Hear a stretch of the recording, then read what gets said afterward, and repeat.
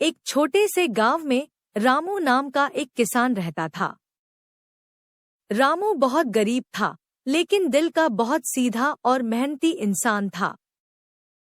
उसके पास बस 2 बैल, एक पुराना हल और थोड़ा सा खेत था। हर सुबह सूरज निकलने से पहले ही वह उठ जाता, खेत में काम करता और शाम को थका हुआ घर लौटता। पर मेहनत के बावजूद उसकी फसल ज्यादा नहीं होती थी। कभी बारिश ज्यादा हो जाती, कभी सूखा पड़ जाता और उसका सारा परिश्रम बेकार चला जाता। एक दिन वह बहुत दुखी होकर पेड़ के नीचे बैठा था। तभी गांव के बुजुर्ग गणेश काका उधर से गुजरे। क्यों बेटा रामू, आज खेत में काम नहीं करने गया? रामू बोला, काका, अब मन नहीं करता। हर साल मेहनत करता हूँ, लेकिन किस्मत साथ नहीं देती।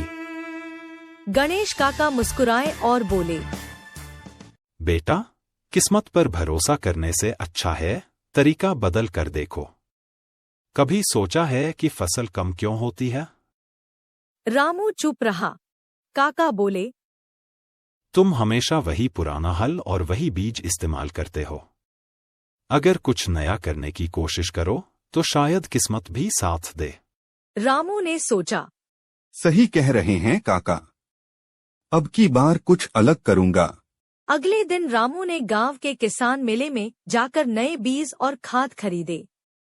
उसने खेत की जुताई अच्छे से की, पानी की व्यवस्था ठीक की और रोज समय पर खेत की देखभाल करने लगा। दिन बीतते गए।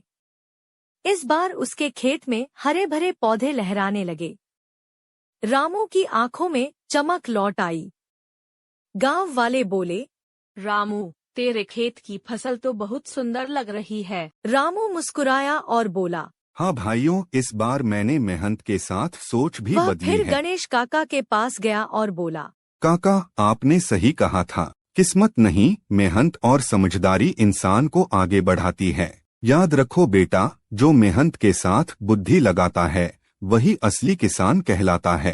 उस दिन से रामू ने कभी किसानों को भी सिखाया मेहनत कि तभी फल देती है जब उसके साथ सोचने और सीखने की कला हो।